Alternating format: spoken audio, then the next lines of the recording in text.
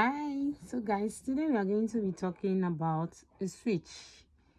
This is a 2960 switch. But before going into that, I want to introduce this environment that we are in. This is called Packet Tracer, Cisco Packet Tracer. It's an environment where we create, we configure, and troubleshoot network topology. So we have switches here. We have routers, we have cables, we have end devices, we have basically all the network components here. So instead of going out there to look for a physical switch or router to do your configuration or to test your configuration, you can equally start it here. And when you get it right here, you're sure going to get it right with the physical components. So Packet Tracer is like a virtual lab where we make configuration, we test configuration, we make mistakes without breaking the real system. So today we are going to talk about a switch. A switch is a network device that connects multiple computers, servers, printers, and other devices on a local area network. So when I say a local area network, it means the collection of devices that are connected in one physical location. So your home network is a local area network. Your office network is a local area network because it is connected in one physical location. So a switch forms the backbone of a LAN. So we are using a LAN, a local area network. So we are going to use a LAN. The switch form the backbone of a LAN by enabling devices to communicate efficiently and securely on a local area network. So if a switch also prevents congestion on a network by making sure that data goes to where it is needed. So when a switch receives a frame, you're going to be using a frame because data on a data link layer is called a frame. So when a switch receives a frame, it will check the source MAC address. It will check the source MAC address and the ports where where the frame came in from. So it will now add this information to its MAC address table. The switch will now know, okay, MAC address X is reachable through port Y.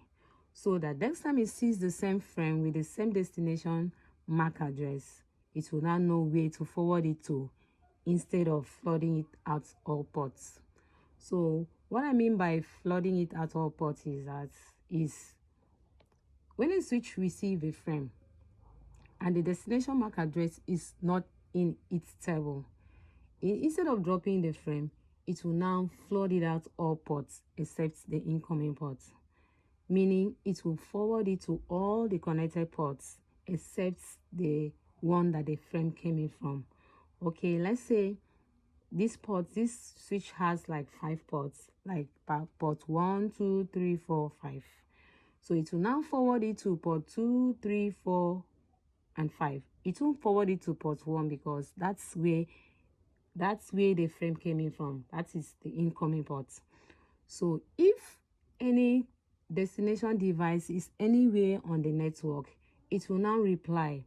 So the switch will now check the reply and then know the source MAC address and the destination MAC address from the reply. So it will now add it to its MAC address table.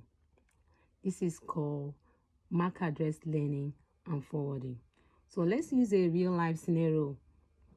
Let's say PC1 send data, PC1 with the MAC address A with port number 1 send data to PC2 with MAC address B.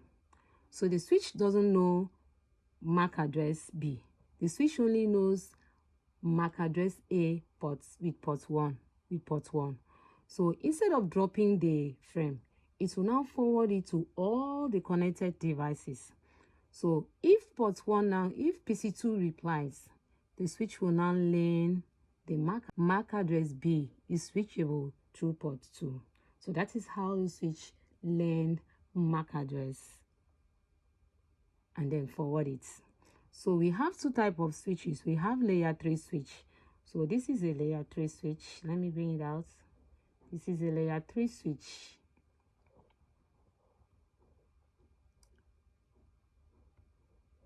This is a layer 3 switch. It is called multi-layer switch. The difference between these two switches is that this one only works on MAC address, while this work on both MAC address and IP address and IP addresses. What is this? Work on both MAC address. This one only work within a local area network. This one perform routing and also perform inter-VLAN routing. That has multiple purposes. It works both on MAC address and IP addresses. It works both as a route and also as a layer 2 switch. So in my next video, I'll be talking about a router and all the network components.